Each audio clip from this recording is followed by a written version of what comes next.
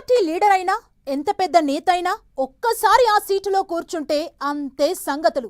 అప్పటి వరకు ఓ వెలుగు వెలిగి ఆ పీఠంపై కూర్చున్న తర్వాత నేతల తలరాతే తలకిందులయ్యిందట.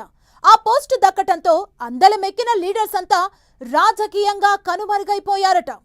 కీలక పదవిలో పనిచేశామని చెప్పుకోవడమే తప్ప ఆ పదవి చేపట్టిన ఏ ఒక్కరు కూడా త్వరలో రాజకీయాల్లో రాణించిన దాఖనాలు లేవంటున్నారు. ఇంతకు ఏంటా సీటు? ఎందుకంత నెగిటివ్ సెంటిమెంట్?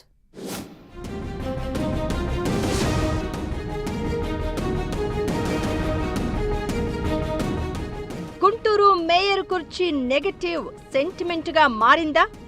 ఆ పీఠంలో కూర్చుంటే పొలిటికల్ ఫ్యూచర్ అంతే సంగతులా? మేయర్ అయిన వారంతా పొలిటికల్ గా సైడ్ అయిపోయారా?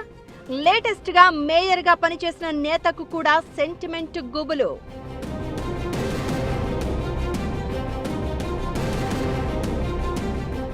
పొలిటికల్ లీడర్స్ అల్టిమేట్ గోల్ పదవి.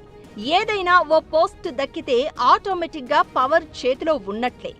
ఒక పదవీ కాలం అయిపోకముందే మరో పోస్ట్ పై కన్నేసి మరీ ఎత్తులు వేస్తూ ఉంటారు నేతలు. పదవి కోసం ఎన్నో లాబియింగ్లు చేస్తూ ఉంటారు. కానీ గుంటూరు మేయర్ పీఠం అంటే మాత్రం పొలిటికల్ లీడర్లు అమ్మ బాబోయ్ వద్దు సార్ అంటున్నారట. అందుకు కారణం లేకపోలేదు అంటున్నారు. మేయర్ పోస్ట్ పెద్దదే అయినా ఇప్పటి వరకు ఆ కుర్చీలో కూర్చున్న వారంతా పొలిటికల్ గా సైడ్ అయిపోయారట. గుంటూరు కార్పొరేషన్ కు జరిగిన మొదటి ఎన్నికల్లో టీడీపీ నుంచి శారద మొదటి మేయర్ అయ్యారు. 2000 సంవత్సరంలో జరిగిన ఎన్నికల్లో గెలిచి టీడీపీ నుంచి యేసురత్నం మేయర్ పదవి చేపట్టారు. 2005లో జరిగిన ఎన్నికల్లో కాంగ్రెస్ మెజారిటీ డివిజన్లు గెలుపొందడంతో మేయర్ పదవిని మొదటి 2.5 ఏళ్లు కన్నా నాగరాజు, తర్వాత 2.5 ఏళ్లు రాయపాటి మోహనసాయి కృష్ణలు పనిచేశారు. తర్వాత 10 ఏళ్లు వివిధ కారణాలతో గుంటూరు కార్పొరేషన్ ఎన్నికలు జరగలేదు. ఇక 2021లో జరిగిన ఎన్నికల్లో గుంటూరు మేయర్గా వైసీపీ నేత కావటి మనోహర్ ఎన్నికయ్యారు. గత ఏడాది మేయర్ కావటి మనోహర్ తన పదవికి రాజీనామా చేయడంతో TDP corporator Kovelamudi Ravindra mayor అయ్యారు. ఇలా గుంటూరు కార్పొరేషన్లో అన్ని పార్టీలు మేయర్ పదవిని దక్కించుకున్నాయి. పార్టీల ఖాతాల్లో మేయర్ సీటు పడితే ఆ పీఠంలో కూర్చున్న నేతల పొలిటికల్ ఫ్యూచర్ మాత్రం డైలమాలో పడిపోయిందట.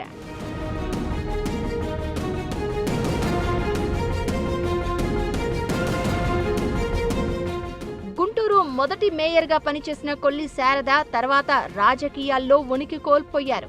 రెండో మేయర్గా పనిచేసిన చుక్క యేసురత్నం కూడా పదవీ కాలం పూర్తయ్యాక పాలిటిక్స్ నుంచి సైడ్ అయిపోయారు. దీంతో మేయర్ పదవి చేపట్టిన వారికి పొలిటికల్ కెరియర్ ఉండదని అందరూ భావించారు. మొదట్లో ఈ వాదనను ఎవ్వరూ పెద్దగా పట్టించుకోలేదు.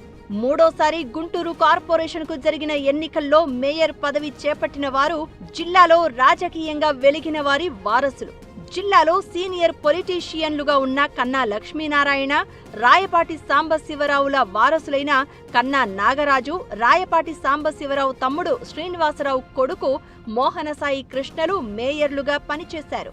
అయితే విచిత్రంగా వీరిద్దరూ కూడా మేయర్లుగా పనిచేసిన తర్వాత పెద్దగా కనిపించడం మానేశారు. కన్నా నాగరాజు తండ్రికి చేదోడు వాదోడుగా ఉంటే రాయపాటి మోహనసాయి కృష్ణ అసలు రాజకీయాల్లో కనిపించడం లేదు. 2021 నుంచి మేయర్గా పనిచేసిన వైసీపీ నేత కావటి మనోహర్ కూటమి అధికారంలోకి వచ్చాక తన పదవికి రాజీనామా చేయాల్సిన పరిస్థితి ఏర్పడింది. ఆ పరిణామాలతో మనోహర్ను వైసీపీ అధిష్టానం సస్పెండ్ చేసింది. దీంతో కావటి కూడా పొలిటికల్ గా సైడ్ అయిపోయినట్లు అయింది. ఇలా వరుసగా మేయర్ పదవి చేపట్టిన వారంతా రాజకీయంగా సైడ్ అయిపోతూ వచ్చారు. అయితే మనోహర్ రాజీనామా తర్వాత మేయర్గా ఎన్నికైన టీడీపీ కార్పొరేటర్ కోవెలమూడి రవీంద్రను కూడా నెగటివ్ సెంటిమెంట్ వెంటాడుతోందట. టీడీపీ అధికారంలో ఉండడంతో ఆయన పొలిటికల్ ఫ్యూచర్కు డోకా లేదని, మేయర్ సీటు నెగటివ్ సెంటిమెంట్ పని చేయదని అందరూ భావించారట.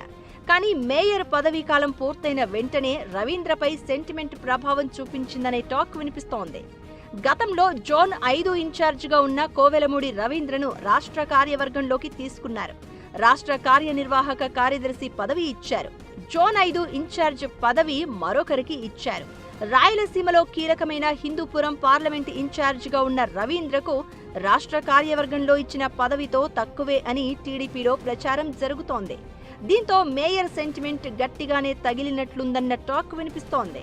దీంతో గుంటూరు మేయర్ పీఠం అంటేనే నేతలకు ఓ రేంజ్ వైబ్రేషన్ వస్తుందట. ఈ కుర్చీలో కూర్చుంటే నగర ప్రథమ పౌరుడిగా గుర్తింపు దక్కుతుందనే మాటే కాని ఆ తర్వాత రాజకీయ భవిష్యత్ మాత్రం మలుపులు తిరుగుతుందనే చర్చ జోరుగా సాగుతుంది. నగరపాలక సంస్థ చరిత్రలో కుర్చీ ఎక్కిన ప్రతిసారి సమీకరణాలు మారిపోవడం, రాజకీయ వేడి రాజుకోవడం ట్రెండ్గా మారింది.